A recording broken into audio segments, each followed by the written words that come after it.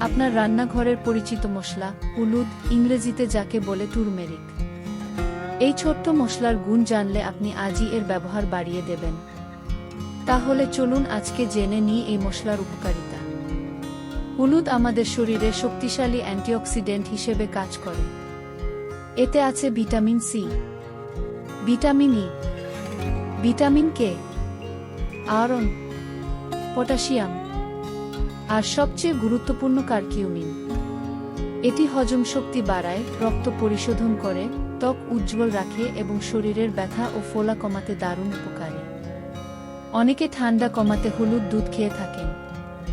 এখন জেনে নেওয়া যাক ক্ষতি ও পার্শ্ব প্রতিক্রিয়া। তবে সাবধান, অতিরিক্ত পরিমাণে হলুদ খেলে পেটে গ্যাস হতে পারে, খাবারে অস্বস্তি বা পেট খারাপও হতে পারে। গর্ভবতী নারীদের খুব বেশি হলুদ না খাওয়াই ভালো। এখন জেনে নেওয়া যাক আবিষ্কার ও ইতিহাস।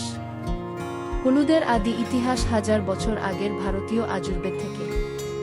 প্রাচীনকালে হলুদকে প্রাকৃতিক অ্যান্টিবায়োটিক আর ক্ষত সারানোর উপাদান হিসেবে ব্যবহার করে। বাংলাদেশের প্রায় সব গ্রামে হলুদ চাষ হয়। বাজারে গুঁড়ো আকারে সবচেয়ে বেশি বিক্রি হয়।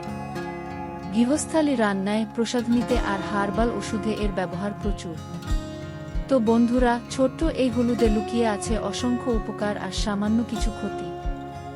এই তথ্য যদি ভালো লাগে তাহলে এখনই ভিডিওটি লাইক করুন, শেয়ার করুন আর এমন স্বাস্থ্য বিষয়ক আরও ভিডিও পেতে আমাদের channel Green Byte BD subscribe করতে ভুলবেন না। ধন্যবাদ সবাইকে।